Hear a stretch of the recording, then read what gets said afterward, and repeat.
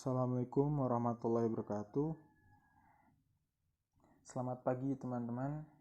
Saya di sini sebagai perwakilan dari kelompok 9 yang akan menjelaskan apa itu farmakogenetik. Sebelum lanjut ke materi selanjutnya, saya di sini akan mengenalkan dari kelompok 9. Yang pertama ada saya sendiri, Muhammad Hilmi Yanwardi. Yang kedua ada Muhammad Rizky. Yang ketiga ada Mursiti Dian Utami. Yang keempat ada Mutia Anfa Medasari. Yang kelima ada Mutiara Pramugia Nur Aini Putri. Yang keenam ada Eka Wulansari. Farmakogenetik. Apa itu sih farmakogenetik? Farmakogenetik merupakan studi mengenai pengaruh genetik terhadap respon obat pada makhluk hidup, baik manusia, hewan, maupun tumbuhan dan jasad renik atau mikroorganisme. Tujuan dari studi farmakogenetika yang utama adalah 1. Untuk mengetahui atau mengenali individu-individu tertentu dalam populasi, sehingga dapat dilakukan upaya-upaya pencegahan agar pengaruh buruk yang tidak dikehendaki tidak sampai terjadi.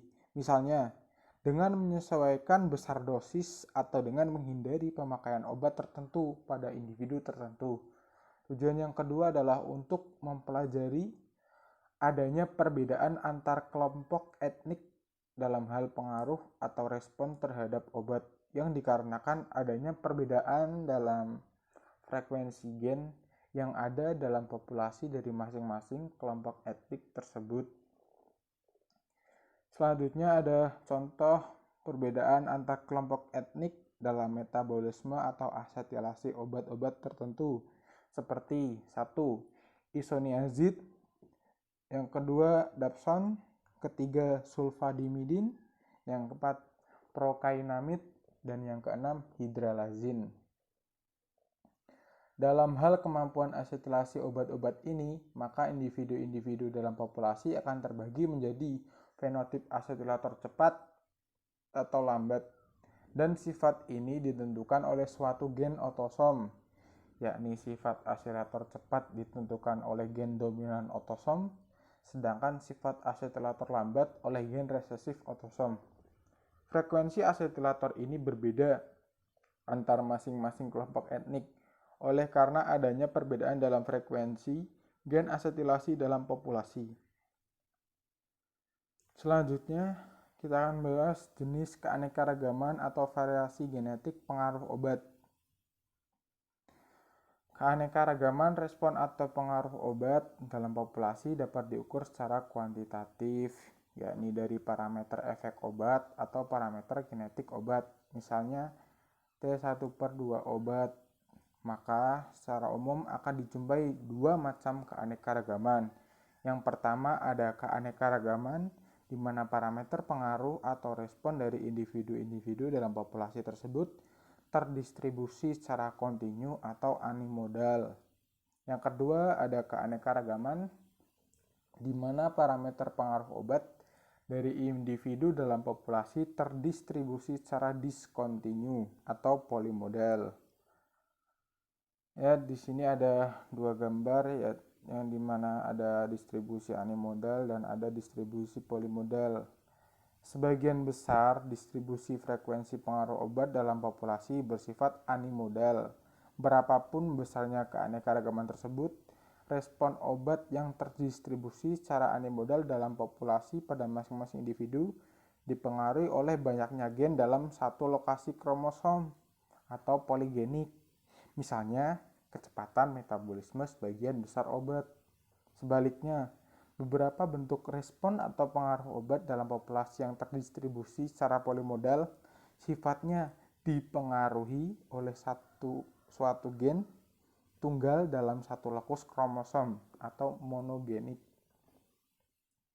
Bentuk keanekaragaman pengaruh obat yang terdistribusi secara polimodal ini juga sering disebut sebagai polimorfisme genetik.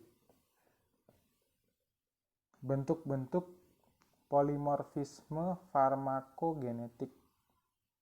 Secara umum, bentuk keanekaragaman genetik, khususnya polimorfisme genetik dalam pengaruh obat, dapat terjadi dalam berbagai tingkat proses biologi obat dalam tubuh. Ya, ini ada dua. Yang pertama proses farmakokinetik, yang kedua ada proses farmakodinamik. Proses farmakokinetik meliputi proses absorpsi, distribusi, metabolisme, dan ekskresi obat. Sementara proses farmakodinamik yaitu dalam proses interaksi antara molekul obat dengan reseptornya, di mana terdapat kepekaan reseptor yang abnormal terhadap molekul obat atau kepekaan reseptor obat.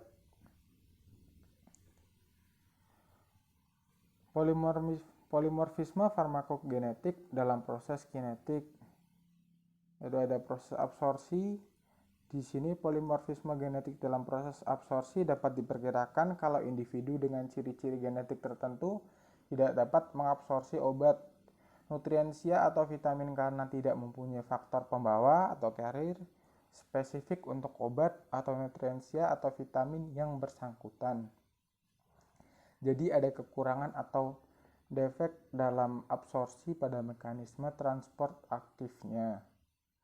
Pada proses distribusi, polimorfisme genetik dalam proses distribusi secara teoretik dapat terjadi apabila ada abnormalitas ikatan protein terhadap obat tertentu oleh suatu fraksi protein tertentu. Distribusi obat ke organ atau jaringan tertentu, misalnya uptake iodium oleh kelenjar tiroid dengan suatu pembawa spesifik, mengalami gangguan dan gangguan ini disebabkan karena faktor genetik. Proses metabolisme.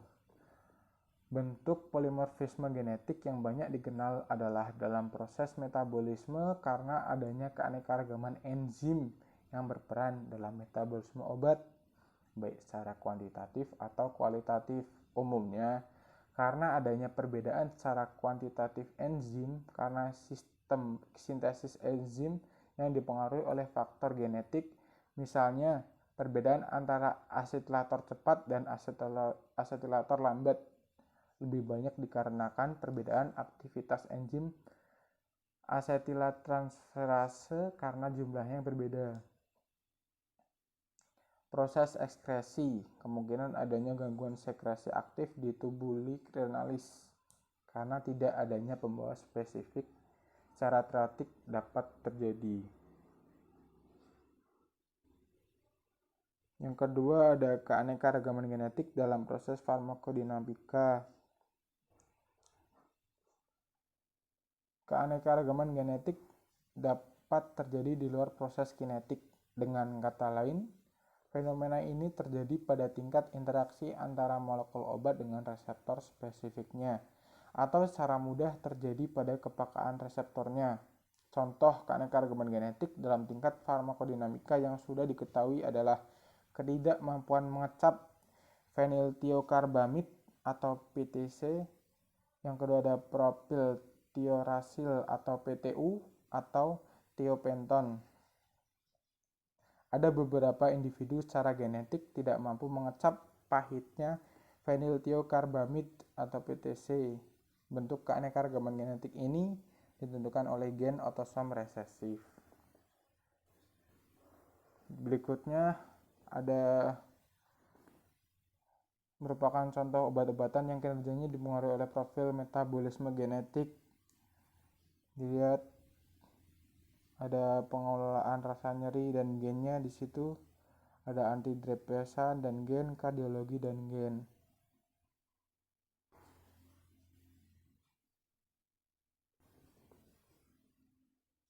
Ya, di sini